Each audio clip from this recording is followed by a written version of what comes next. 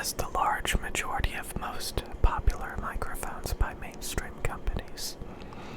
For example, Rode microphones. We can see they have a wide selection of Rhodes microphones. And we can kind of look at different Rode microphones and look at their performance specifications. For example, this is the Rode NT1000. And honestly, it's not very good.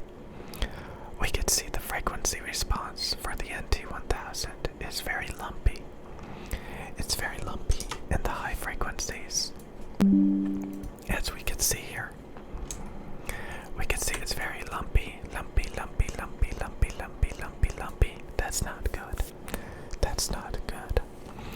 So we can look at my current microphones that I use, the Neumann TL103, in comparison TLM103. So now we can look at these two microphones with their frequency response stacked on top of each other. We can see that this region right here, they're very similar. We can see the NT1000 kind of rolls off around 100 hertz, a little bit more. But we can see it actually extends to 20 hertz, a little bit more than the purple line. Okay. Once we get into the higher frequencies, we can see one microphone is very lumpy.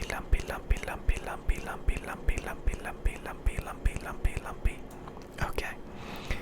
And we can see the other microphone is very smooth.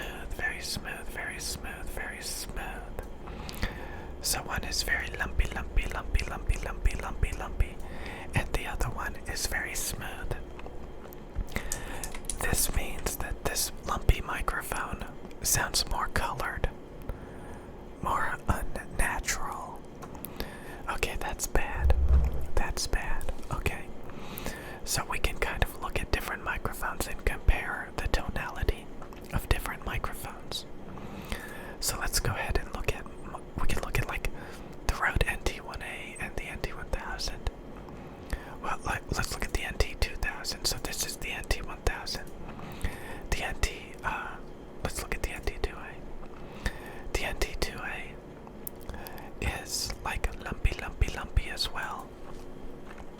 NT1000 on top of the NT2A. And we can see, okay, look at this. If you buy the NT1000, it'll be lumpier.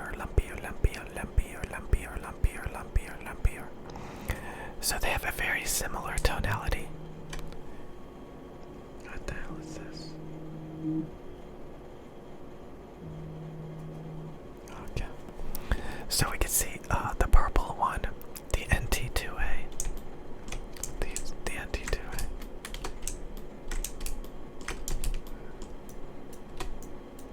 Okay, wait. We can see the NT2A is smoother. It's lumpy as well, but it's less jagged.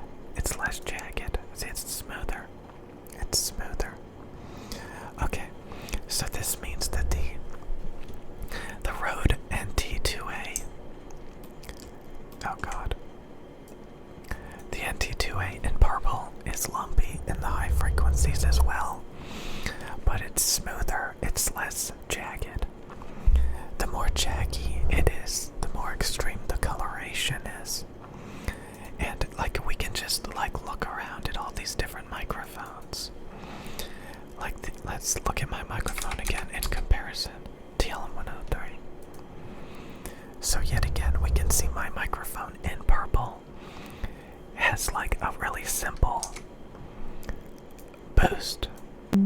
Okay. So we can look at the coloration problems on the NT2A. It's got this little lump right here. It's got this lump right here. It's got this lump right here.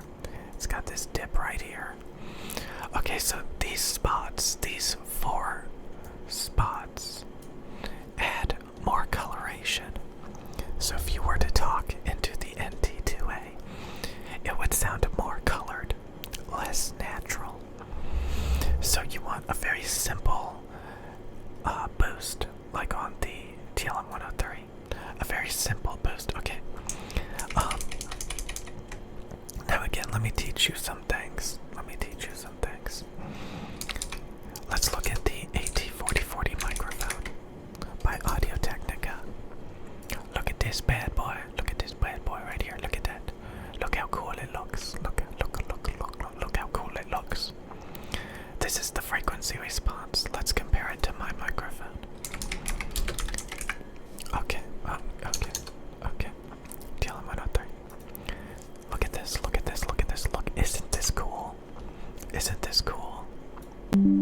We can see that my microphone is yet again a lot smoother in the high frequencies. While the AT4040 in like orange, look at this huge peak. Look at this huge cut. Look at this huge peak. There's a lot of sharp coloration at this spot. This is bad. Okay, we want to smooth it out like this. Okay, let me say something real quick. Okay.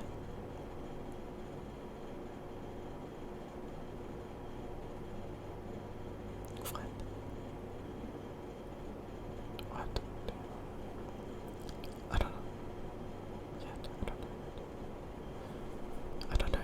know. Let me see. I don't know. Okay. I'm kind of busy. A little bit busy. Okay. So again, okay. So we can see how similar the AT4040 is to my microphone. Except once you get into the high frequencies, there's quite a bit of difference. Deviation. Okay. So once you're really good at audio, you can hear the difference. You can hear this giant peak, this giant cut, this giant peak. That's not good. Okay. So we can literally look at every single microphone on the market, and let's look at the RE320, the Electro Voice RE320 broadcasting dynamic microphone. And we can compare it to the legendary SM58, the Shure SM58, and be like, wow, okay, look, they have a very similar frequency response. Very similar. Okay. Let's look at the TL103 in comparison.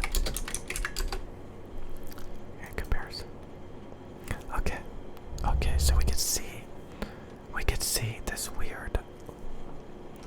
We could see on the Electro Voice. The Electro Voice has this weird dip right here. This peak right here. See this lump right here? That's bad. Like this lump right here, that's bad. Okay. We don't want all of this energy right here. This energy right here is bad. Okay. This is also bad. That's bad.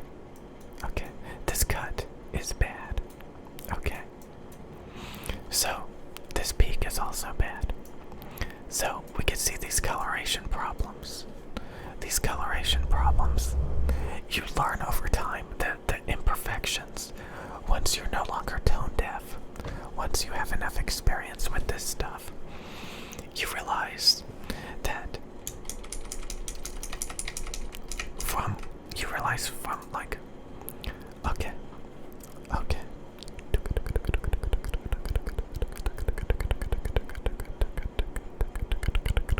I'll make another video being more specific on the different regions of the frequency response and how you should want it to be.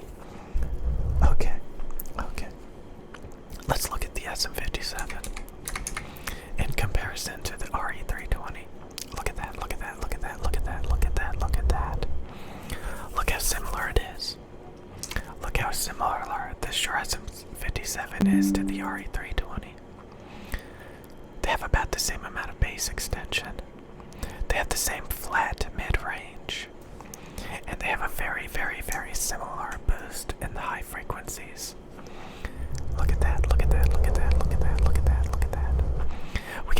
SM57. We can see the SM57, the short SM57 in orange. We can see it goes above the 5 decibel line right here. This is the 5 decibel line. Okay. See, this is 10 decibels. This is 5 decibels, 5 dBs, 5 dBs. And we can see, it goes above the 5 decibel line. It goes above the 5 decibel line right here. That's bad. That's a rule. You don't want it to go over the 5 decibel line. But they're very, very, very, very similar tonality microphones.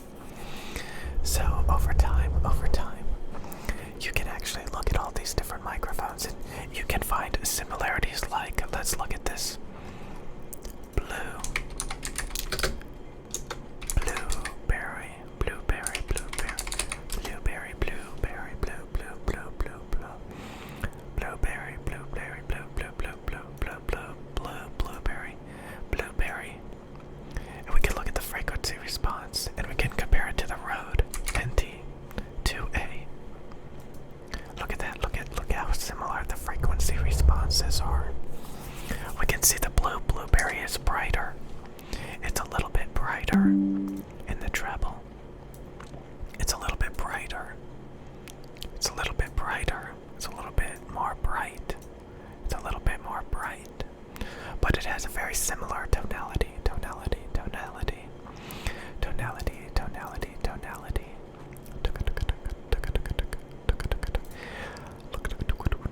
Look at, you want to see something else? Like, let's look at the blue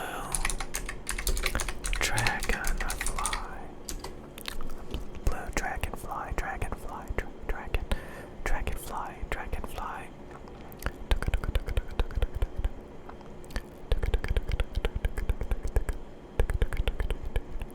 Where's the blue dragonfly?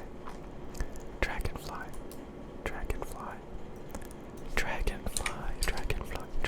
blue dragonfly. Look at this microphone. And then we can compare it to the AT4040. Look at that. Isn't it interesting? We can look at the different frequency responses. Wow.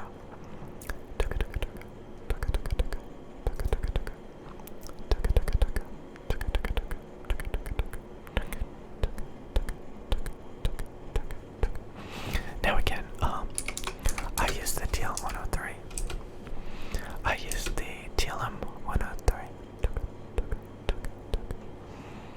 Okay. So, let's just talk about this microphone for a second. Let's compare it to the Neumann U87. The Neumann U87. Actually, let's see MKH406. No, okay, that's not there. Let's think about a different microphone. Let's compare it to the U87. The Neumann. It's a Neumann. The Neumann U87. The Neumann U87. Okay, these are two, like, industry standard spoken word microphones. We can see my microphone, the TLM103, has a bigger treble boost. So that means my microphones are more clear, more transparent, more sibilant, more sparkly, more shimmer, more clear. We can see they both have like this really transparent mid-range. They roll off the sub-bass. Okay, they focus on bright, clear tonality in the treble. They have very transparent mid-range. They get rid of low-end rumble. Okay. These are called the fundamental frequencies right here. This is like warmth, the chest resonance, the body of sound. And you can roll that off with a switch. You can roll it off, and that'll make it thin. That'll make it very thin, which will make it focus on these higher harmonics. These are the fundamental frequencies, the lowest frequencies. These are the higher harmonics once it goes through your throat and your mouth and your head. These lower frequencies are your chest resonance. The deep fundamental frequencies starting in your chest and vocal cords. Then once it goes through your throat and head and for articulation and speech and clarity, it's the higher frequencies. Typically you don't need this sub-bass, so they roll it off below 75 hertz. 75 hertz. You want the mids to be extremely flat and transparent. And then you want a bright, open, clear treble. A bright, open, clear treble. Okay. For articulation and speech, this is how you finely tune a microphone. Okay. Okay. Okay. And it has extremely low self-noise of 7 dBA on my TLM103. The TLM103 is a fixed cardioid large diaphragm FET microphone intended for project studio market. Neumann considers it a low-budget microphone, although its street price is about $1,000. The TLM103 capsule, called the K103, is based on the K87, well known for the U67 and U87 microphones. In fact, it is a derivation of the K67 capsule, with a similar pattern to the back plate drilling, but fewer overall holes. Yeah, the capsule with the holes, actually, I think determines the frequency response, to be honest with you. This microphone has very low self-noise and is very sensitive, making it appropriate for quiet acoustic sources, like my ASMR baby. Okay. Okay. I'll see you guys later. Okay.